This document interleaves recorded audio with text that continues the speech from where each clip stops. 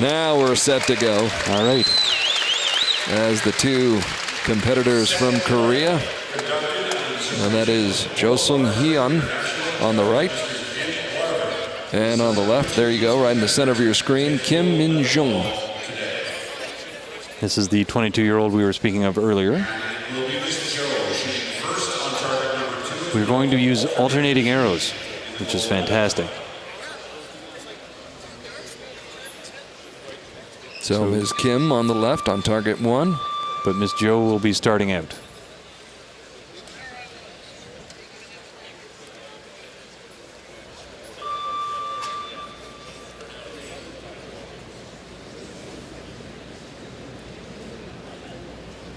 So now they have 20 seconds for each shot.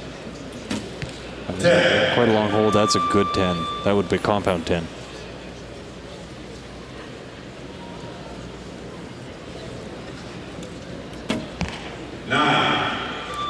Shaky start.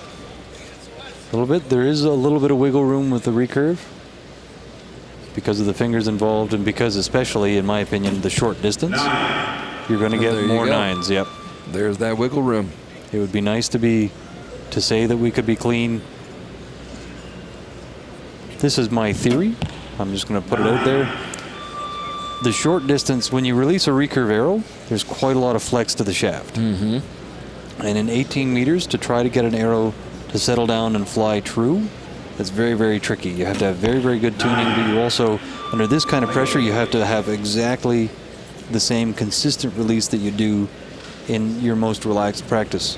And that's very, very hard to duplicate. There's a 10. Very nice. So they're tied at 28. But to your point, Hugh, anybody who's seen the flight of an arrow in slow motion knows exactly what you're talking about. It wiggles like a fish. Indeed. Out of a recurve, out of a compound, there's far less of that Archer's paradox. More of a direct line. Yes. And in fact, the wiggle on a compound shot is more often vertical rather than horizontal. So that huge noodle sort of effect on the arrow creates a lot more variation at the target, because 18 meters is such a short distance. The arrows are in the air for well under a second. There's very, very little time for them to correct. So that release needs to be still super relaxed, super smooth, just come cleanly off, and away you go. So these archers are now tied at 1 set point apiece. We are doing set play here. It is a race to 6 set points. The first archer with 6 will take the victory. And that means that you can win on a tie. Right now it's a slow race. We're tied up at 1 apiece. Yes. Not terribly surprising between two Korean archers to have them be equal, at least in the early going. So many talented archers coming from the country of Korea. We have 2 right here. But the Koreans coming to Las Vegas. They also dominated in Bangkok this year on the indoor tour. Wow. Well, and this is, as I understand it, you may have just mentioned it, this is the first year that the Koreans have really made an impact indoors. Sorry, I was a little bit distracted. I was watching the releases of each of these 2 archers. If it goes according to the last 2 images we saw, if you watch Miss Jo's release, she actually opens her fingers a little bit. Her fingers will end up a little bit straighter. Works for her. It's similar to O's release. He ends up with very, very straight fingers. If you watch Miss Kim's release, her fingers are far more relaxed, and it looks like the string just sort of cuts through them and sort of disappears. Both styles working on that first shot. Here the second set. So you could see the straight ring finger on the end of that shot.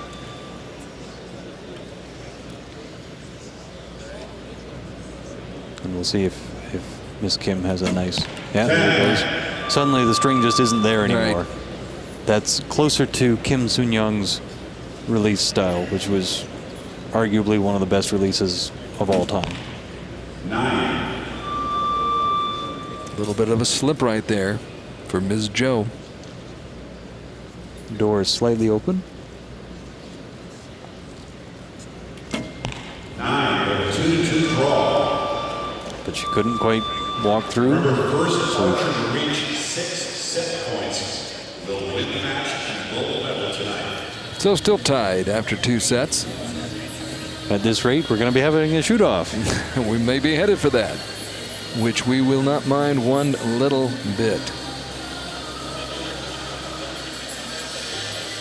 At this point, after you've shot so many arrows, of course they shoot a lot of arrows anyway, but does exhaustion start to, or fatigue at all, become a factor? Not at these volumes. Today, for example, I shot 36 practice arrows before I went for my Vegas shooting, which was another 42. So at the end of Vegas shooting today, I was at 78 arrows total on the day. So I went back to practice a little while later, shot another 57 just to get up to 135, which is still a light day for me. A light day for these guys is probably close to 300 arrows. So the volume they're shooting here is, they could shoot as much as they could find time to do, and it would still be a light day for them. There is no exhaustion in this. The only risk of fatigue is mental fatigue due to the pressure. The Koreans, again, because the Vegas shoot is unique, and it involves halfway through the tournament moving your target from the top row to the bottom row, halfway through half a tournament. So every 5 ends, you move your target from the top row to the bottom row, and you only shoot 30 arrows a day. It's such a strange format that the Koreans would undoubtedly say, well, this is a little bit alien to me, and so they're having to adapt to a whole bunch of new and unusual rules on top of shooting indoors and all of the time zones and that sort of idea. But they're adapting very, very well. They're still leading everything, yeah. So it's not a huge challenge, but they never know what surprise, strange thing is going to happen next. Fortunately, in this round here, we're back in their bailiwick. We're shooting World Archery style. So you're marking your arrow holes, you're shooting 18 meters, you're shooting at the vertical 3 spot, you're shooting 2-minute ends. You've got 20, at this point we've got 20 seconds per arrow. That's a big 9. Ooh. Wow. Long way. It still counts. Yeah, it still counts 9 points. Almost wound up in that red ring. 10. Nice. So there's, okay, we've got a clear winner of a set. We've got a 4-2 lead. Ms. Kim runs the table there. And moves 2 points ahead, 4-2 in this match after the first 3 sets. That 1 arrow, the difference right now in this match. But it can flip-flop back the other way just as easily in this next set. Perfectly simply, yeah. Because of set play. So that 9, it could have been a 2. Well, it couldn't have been a 2. It could have been a 6. Can't score 2 on these Not on these faces. targets, no. But it could have been anything, and it would have meant the same against the 10-10-10. Sort of like an inch is as good as a mile. Indeed. Yep. Yeah. That's exactly it.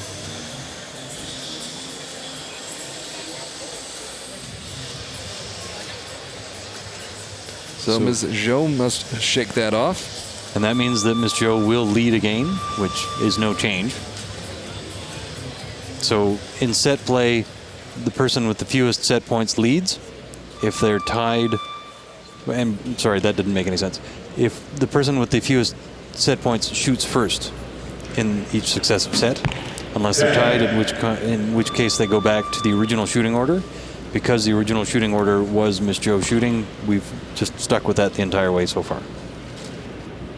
Perfectly clear to me. 10. And Ms. Kim can see clearly as well. Yep, now all Ms. Kim has to do is match 10 for 10, and the match will be hers. She has control, which is a nice way to be. But every 10 Ms. Zhou shoots, puts the pressure back on her shoulders. Sure. There's pressure on both of them. Different kinds of pressure. 10. Although I'd rather personally have the pressure of having a lead, trying to hang on to it. Yes. Or extend it. Given the option. 10. Nice. Great concentration. And you can see by comparison, I don't know what the men are shooting, but the women, we've been watching the compound matches, and all of the arrows have been quite large shafts. The recurves often stick with the small. These are X10 shafts. An arrow that's well tuned will still shoot 10s, and because the focus for a lot of recurve archers is really the outdoor games. That's where the Olympics is, that sort of idea. They spend so much time tuning their bow for their outdoor arrows. When they switch to indoor shooting, they just keep the outdoor arrows because the bows are so well set up that they're still going to work just fine. You shoot a good arrow, it's still going to be in the middle. Good enough. There's a large group of people who believe that shooting the larger shafts are what's called line biters or line cutters. And the idea behind it is that if you have a thicker shaft, you can be farther away from the line and still catch the line, yeah. I prefer the theory of just shoot a good shot and make sure it's in. And don't mess things up, because the outdoor season coming up soon. The Arizona Cup coming up in April. And then the first stage of the World Cup Tour outdoors in Shanghai in May. I believe it starts May 5th. 10. It's 10. Settling right down into a good rhythm, shooting lots of 10s. Very nice.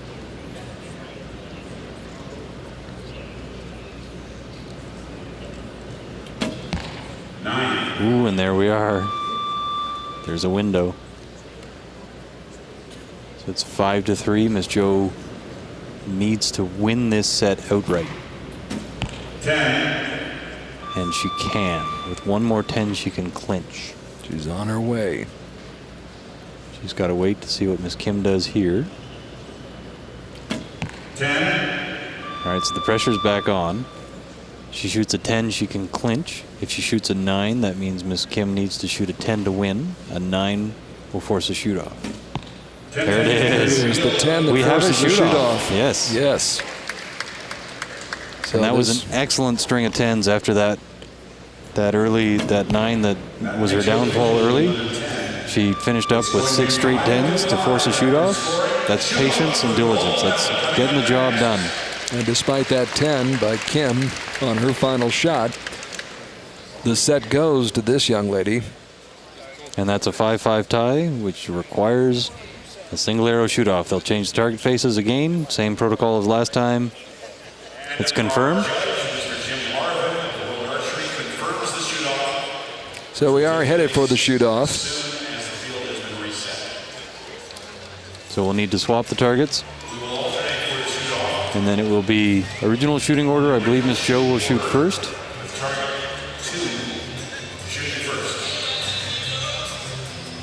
And if they tie for score, it will be a measurement to see who wins. Tells you just how competitive and how close it is here at the biggest shoot. We saw a shoot off in the women's compound between Lexi Keller and Dahlia Crook.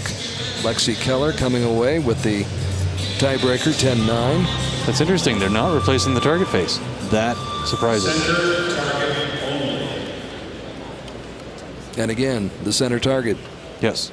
Always have to shoot the center target and a 3-spot face in a shoot-off. For that reason, some archers will actually have their shooting rhythm start at the center all the time. 10 Just line on the biter. line. There's a lot of room to get a better 10 than that.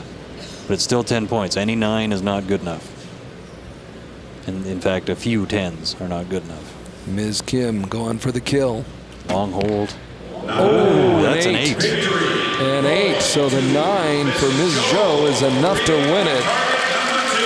As Kim Min-jung shoots an 8 on her tie-breaking shot out there, way out there in the red ring. That was the first red we've seen all night. And what a come-from-behind performance by SeungHyeon. And I apologize if we're not pronouncing the name exactly correctly, but or even close. It's quite likely that we're well off. We're doing our best. We're giving it our best effort, as did Ms. Jo. Yep. So just because I'm like that, the marks that were on Miss Jo's target were a little bit longer than is World Archery standard. They recommend between 2 and 5 millimeters in length. Those look like they were closer to 25 millimeters in length. When she was marking her arrow holes, they were quite elaborate arrow marks. So a come from behind performance and a come from behind victory for Seung-Hyeon of Korea. Yeah, it's hard to, yeah, you could see, ooh. So on that repeat, you could see she lost everything in her back. So that comes back to the personal rhythm. She held that too long, as I mentioned, and she lost contact with the shot. So if you watch that final shot again, you'll see her string hand actually go forward and open up quite a lot more